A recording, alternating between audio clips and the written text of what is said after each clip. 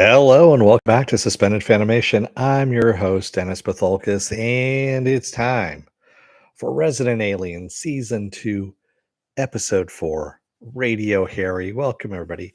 Let me take care of some business first, and we'll get down to it. If you like what you see here, like, share, and subscribe. If you're still on the fence about subscribing, take a look at the video that pops up at the very end here. YouTube takes the algorithms of all the stuff you've been watching and tries to match it as best as possible to one of the videos in my vast video library and pops it up here just for you. And if you like what you see there, hit that subscribe button down below there. And if you don't want to be notified by YouTube when I come on live, you can hit that bell down below. But if you do want to be notified by when I come on live, go over to blah, blah, blah, blah, blah. Go over to suspendedfanimation.com. Take a look at what I posted up there. Change that. I've got the good God. I'm just like leaving all this stuff behind there. I put up the schedule of what I'm going to do every week. I change it out. I also have the links to my social media there and all the links to my pages as well. Hi, Mark Bruno. Sorry about that. I was. Oh, it's been a day. And hi, Anilis. How's it going? And you're not late. No, not at all. Sorry, I'm a little bit befuddled. This afternoon, actually, I was walking the dog downtown here. It's pretty urban for the most part. And there was a fucking coyote following us about 30 to 40 feet behind us and turned. Luckily, and went someplace else, but broad daylight. And so still kind of, weirded out about that too. So anyway, you don't want to hear about that. Let's go to the story here, to Resident Alien.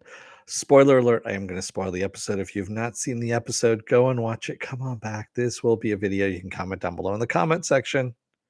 Give you enough time to put the pause button on and walk away, whatever you're going to do. All right.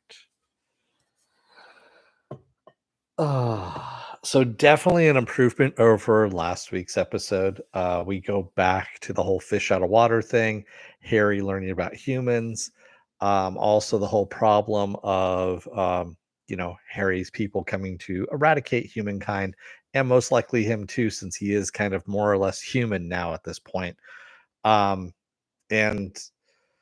so he's built that radio. He needs to get it up to up to the mountains there, and he needs to get it by a certain point because he needs to aim that radio at. And I liked how they worked it in the Oumuamua, the big rock that is in space. It looks like a cigar almost in a way. That was floating around the solar system last year, and supposedly that is a alien antenna, and so he needs to shoot it at that alien antenna so he can get the message out to his people, and it's only going to be visible at a certain time over by Mars. um, I kind of thought that was funny. It really was.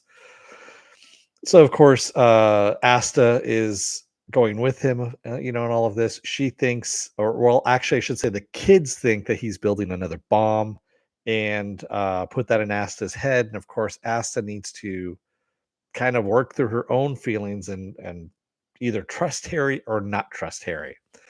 And in the meantime, Harry is learning more about Native Americans and how they treat the environment. He knows that humans, fuck up the environment, but he's learning from Native Americans that there are people out there that actually do care about the environment, that do, try and, you know, take good stewardship, I guess you could say, of that. But of course, there're not enough of us out there that actually do that.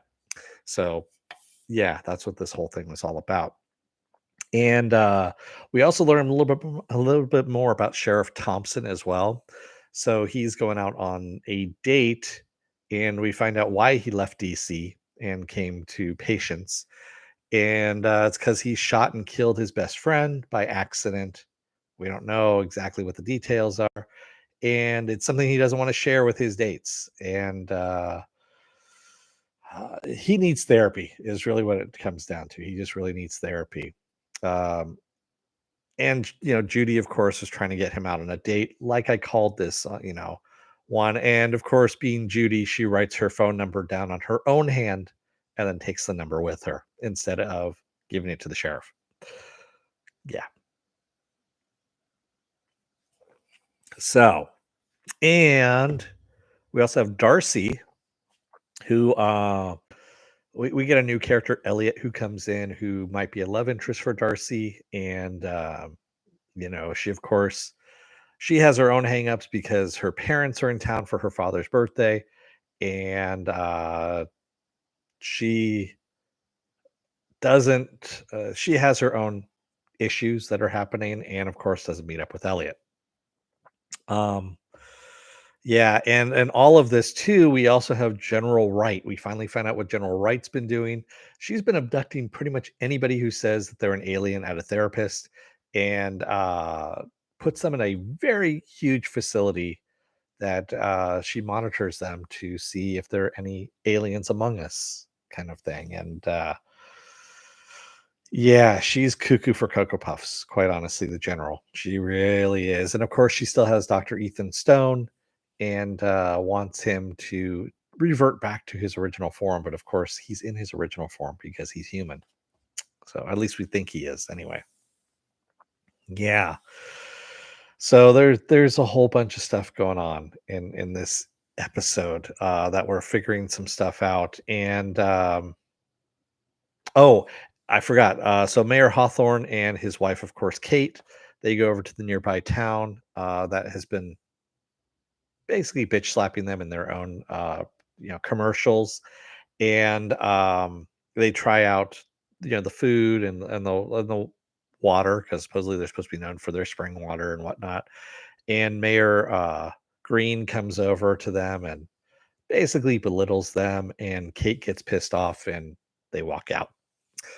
And I can almost guarantee you I know what the hook's gonna be for Patience, because that's what the whole thing is, the mayor is looking for a hook in order to bring in tourists and all that kinda stuff, and, it's gonna be aliens is what it's gonna be. So, I'm not gonna ask you, Nillis, I know you already know what this is because 'cause you've been working on this stuff, but I'm gonna say 98% sure that's what Patience, new, um attraction is going to be, that they are an alien hotbed, which will work for them. I mean, it'll work for the weirdness and all that kind of stuff. And so Harry is sending out his signal. Asta thinks that he is going to, of course, that it's actually a bomb. So she knocks it over before he sends out the full signal. And he's upset because he basically he tells her, well, he tells her as he's sending it out that his people will not destroy the planet for 50 years. So she won't be around, doesn't have to worry about the planet, everyone dying on the planet, and she'll be saved. That's his way of saving her.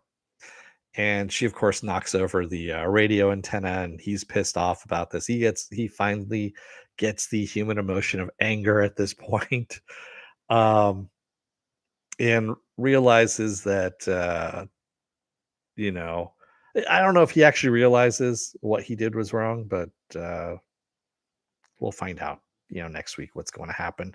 And also it's gonna be a different writer too, so we're gonna have this is the one thing I kind of find frustrating with the show is depending on who the writer is, Harry's, actions change, drastically, quite honestly.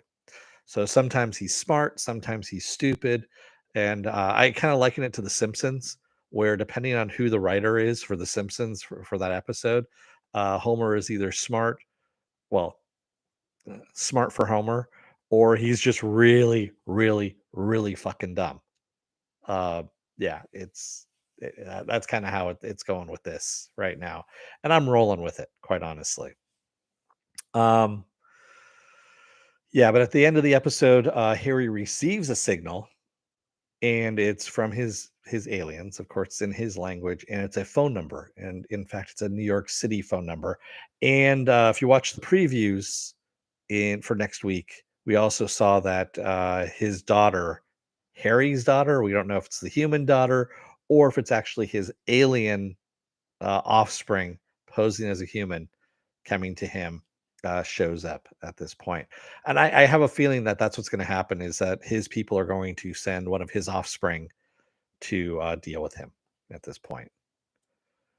Mark Bruno says yes, improvement from last week, but not by much though. Um, it's on par with this show how it's been going.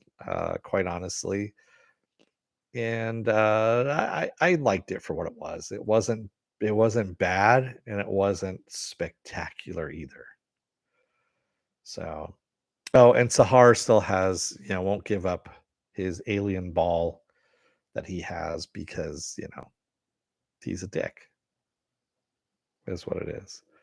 And I like, Harry's going, I will tell my people not to kill all humans except for you. And then we hear Sahar says what she's going to do to Harry. Actually, she acts it out. And, we only see from outside the window. And Harry, of course, is horrified by whatever it is that Sahar has said to him, which looked pretty fucking funny. That was about the only thing that the kids have done, I have to say, that actually kind of made me smile. Yeah. So looking forward to next week, see what's going to happen here. Whenever they introduce outsiders from other places coming into the episode, that's when the episodes actually get better for this series. Um, because again, like I said, there's not enough meat on this story to run it by itself. You need to bring in some outside influences, and that's kind of where we need to. That's where we need to be with this series, I think. Mark Bruno says you're right. Depending upon who is writing the episode, the quality of the episode fluctuates. Yes, it does, and it's a kind of a drastic fluctuation, I have to admit. Um, and I'm not saying anything on the quality of the show or anything like that. It's just the showrunner needs to, I think, kind of put a little more rein into it, to even keel the tone of the series. That's where we're at. Yeah, when you look at it from that perspective, if you get me. And this is only my first beer, by the way. So, um, like I said, it's been one hell of a day. So it was a beer kind of day. So, what else do I have going on for the rest of this week? Well, tomorrow I'm off. Sunday will be the Sunday edition of Saturday Morning Blast Off, where I take the genre news of the week and any of the genre stuff you guys want to talk about. We talk about it. Monday I'll be off because it's President's Day. Go out and celebrate a president, or well, it's actually Lincoln and it used to be president's birthday, like Lincoln and Washington's birthday, and they rolled into one day. Yeah, that's really what it was. So celebrate Lincoln and Washington. There we go. Tuesday will be another episode of Is It Worth My Time? And I think I'm going to be doing the King's Man. The King's Man. I think that's what's going to be doing there. And the was it Wednesday? I'm going to be off. Thursday, Thursday is going to be the new home of Resident Alien. I'm going to move it over to Thursdays, and we'll see what happens with Fridays. So, Mark Bruno says, if you don't mind me asking, what city am I in? I'm in Northern California. Uh, I'm in Redwood City. Is where we are. You probably won't know where the place is, but it's south of San Francisco. So yeah, my local area is San Francisco. That's actually where I'm from. So, but there we go. Yeah, Redwood City actually has a lot of. We're close to mountains and well, not mountains, I should say wildlife. We've got a big wildlife area, and all that kind of stuff. So that's why we have mountain lions and coyotes and deer and skunk and whatnot. So yeah. So we live together with coyotes and all that kind of stuff. Yeah. And Nilla says this season is a lot lighter in terms of VFX compared to season one. Yeah, I kind of figured it would be. Usually, if I remember correctly, SyFy or SyFy, we always call it SyFy here. Um, they kind of give the money up front for the first season, and then they pull back for some reason in the second season. Whereas that's what it feels like to me anyway. And it seems like other channels, I guess you could say, others, yeah, like the CW and whatnot, actually will increase the budget by a little bit if the show is popular, but not by much. Yeah. Oh, okay, you lived in Mountain View in San Jose for a few years, yeah. So you know where it's at. Yeah. So, Nilla says correct. They put best foot forward, and then the idea is to make up for the initial investment. Okay, so I am right on that one. I know people in the industry, Anillis, so I kind of know how that works a little bit. I've heard stories, and so yeah, I've you know I try not to speak out of turn, out of line, I guess you could say, on all of that. But yeah, that's what I've heard, as well as especially with, NBC Universal, is they will put the money up front, they'll put the VFX into the first, especially for sci-fi, series, they'll put it in the first season and they pull back on the second season. I'm like, "Come on, man, if the show's popular and it's bringing you in ad money, promote it, man, give it some money." So, yeah, it was better when it was called SyFy Channel instead of SyFy.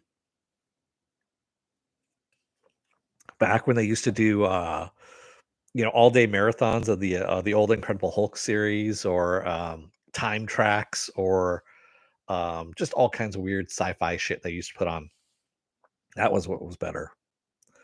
Nella says my former boss used to joke that all the movie magic takes place in accounting. That's true. They know how to make the money disappear.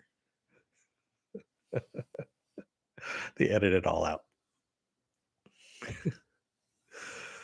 Oh man, yeah. Uh, Mark Bruno says they tried it with Caprica and lost money. Yeah, well, I still go by the the premise that Caprica is actually Ronald Moore's dark and gritty remake of Small Wonder. Now, if you know what Small Wonder is, it's an '80s TV series about a robot that is made up to look like a little girl, and it's trying to learn. Yeah, it's very creepy. It's a sitcom. It was creepy, but also, yeah, yeah. Go back and watch Caprica and watch Small Wonder if you've seen it, and honestly, it does kind of work together. Uh, yeah. So, with that said, I'm gonna let you guys go for the night. Thank you to everybody who joined me tonight in the chat. Thank you guys actually for coming in and joining up and you know, making it fun.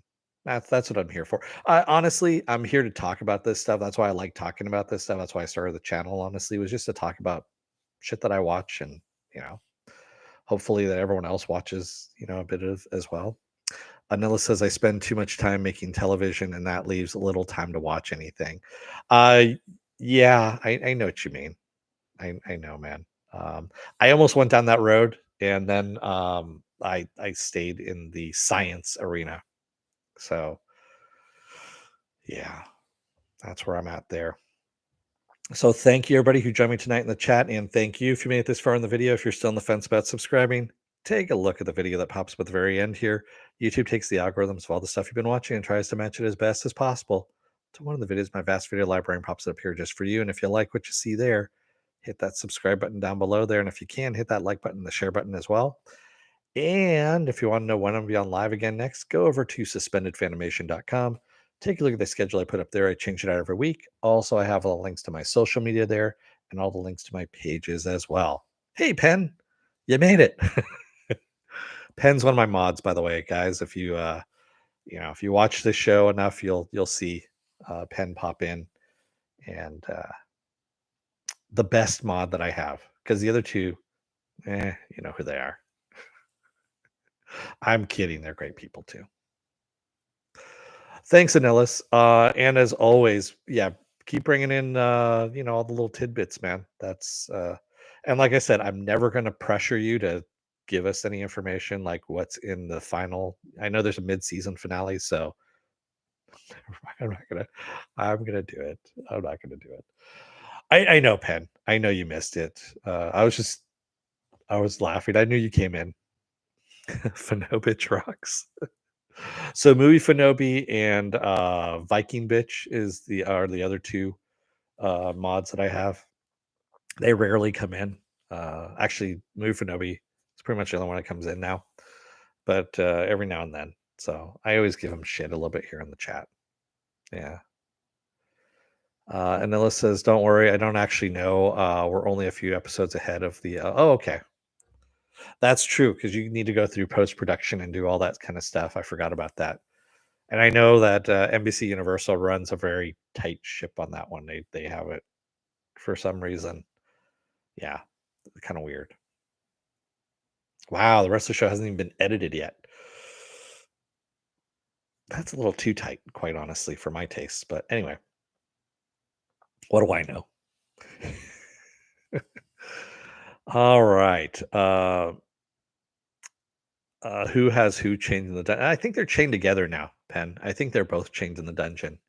And every now and then, Mufinobi, he just has a cell phone signal. Like he reaches up, he reaches up to the window in the cage, and he's able to get a cell phone signal. So he taps it out. That's about it. All right. With that said, I really am going to let you guys go. It's Minnesota goodbye. That's what's going on here.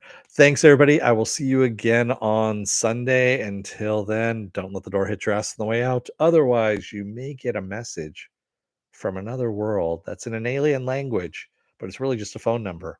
And really, what they want to do is they want to check on your car insurance because supposedly it's expiring and they want to sign you up for more insurance.